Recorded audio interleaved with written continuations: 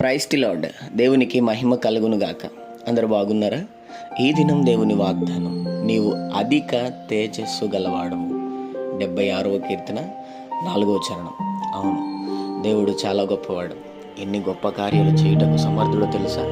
నీ జీవితమును, నీకు కలుగుతున్న ఆశీర్వాదం, నీకు ఇవ్వాలనుకున్న బహుమానం దేవుడు మాత్రమే చేయగలడు. మనుషుల వల్ల కానిది దేవుని వల్ల సమస్తము సాధ్యంగా చేయగలడు. ఆయన చాలా గొప్ప కలిగిన దేవుడు. ఈరోజు నీ జీవితంలో ఒక ఆశ్చర్యకరమైన మహత్ కార్యమును, గొప్ప కార్యమును నా దేవుడు చేయబోతున్నాడు. నమ్మి ప్రార్థించు.